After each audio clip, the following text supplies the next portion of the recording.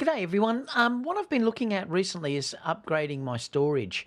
I have got a lot of storage that is available to me, but I did want to back up my RAID drives, and due to the fact that I'm doing weddings and things like that, I always like to have multiple backups. So I wanted another solution, a Thunderbolt solution. Now OWC announced this around about 2 months ago, and it took a while to actually ship. And I'll show you a little bit about this. Now, I bought this out of my own money, so this is not a sponsored video or anything like that. But there's a reason why I wanted to buy this. Now, there's some other things that I'll discuss as well. If you're after pure performance in drives, this may not be the way to go. But I'm not after that. I'm just after a backup type of solution. So what I'll do is I'll just show you what the unit is. So this is the unit that I bought. It's called the OTB MINISTAck. It's from OWC, and you can see the price there that the actual unit is. But this is quite unique in some of the things that it will do because it fits the perfect size for a Mac Mini. Now, I'm not actually using this on the Mac Mini. I'm using it on my MacBook Pro, the new 14-inch model that I've got. But this would be a great solution too if you want to put it underneath a Mac Mini because it's the exact same size, so the form factor is terrific. I'll just take you through a couple of these images. Let me just enlarge this up. So it's a very simple unit in the way that you operate it. There's just two lights that you can see here to show that it's working. Let me go the opposite way. You can see here that it shows it underneath the Mac Mini if you're looking there, so it gives you an idea about what this will look like. Again, that's a close-up of it, so you can sort of see there. Now, the inside of this is what makes this so good, because you can actually sit two things into this. You can actually put a SSD drive, which is an NVMe drive, and you can also stick either an SSD in here or a normal hard drive as well, a platter hard drive. So you've got the option of putting both of these. Now, I'm going to show you how I install them, because I did buy both of these drives to stick in there. Now, it has 4 Thunderbolt 4 ports that are here. Now, this one on this side is how you connect that to your computer, and you've also got a power adapter that you will plug into there. This is if you want to put a safety lock on as well.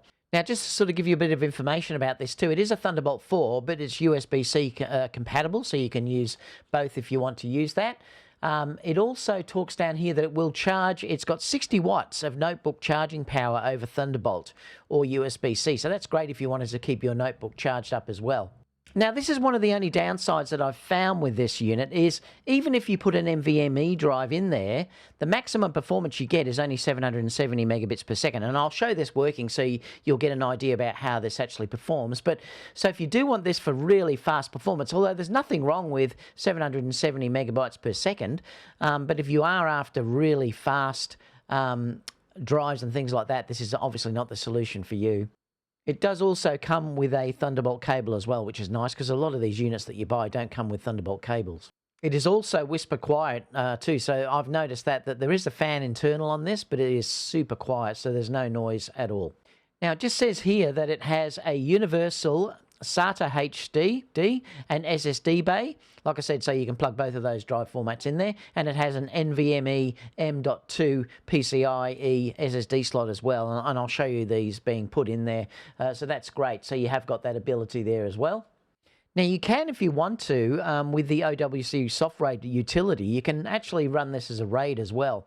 So if you put two similar drives in, spec-wise, you could actually run it that way. So that's quite good too. So if you wanted to run it on RAID, that's possible too. It will work on Mac and Windows as well.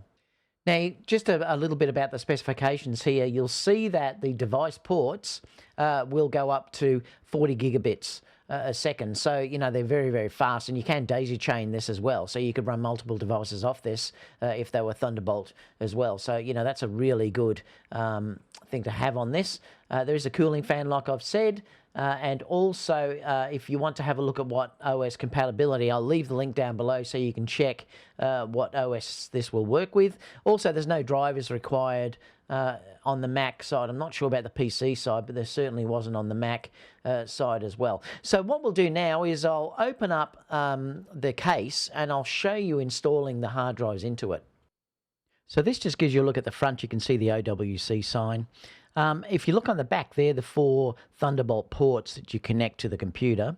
And then if we look on the back, you just have to undo these screws to get into the unit itself. Now you'll see when I open it up, that you've got to also take the power adapter out of the board, and also a clip that you can see that I've undone there as well. Now, the NVMe drive I got was this crucial one. Now, it's only a 1 terabyte drive, and it's actually only rated at 1,000 gigabits per second. Now, that's because the unit itself is only rated for 700 odd in the unit, so there was no point getting a faster NVMe drive.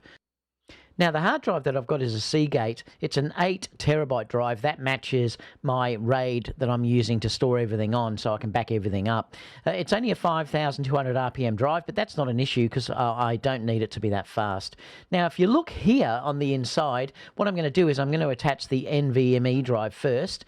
And what you do is you just undo this little screw that you see on the right-hand side here, and then you grab the actual SSD and you sort of tilt it up, and then push it in, and then push it down, and then just do the screw up. Just make sure when you do that screw up, you don't do it too tight, though, because it could damage the motherboard that's there.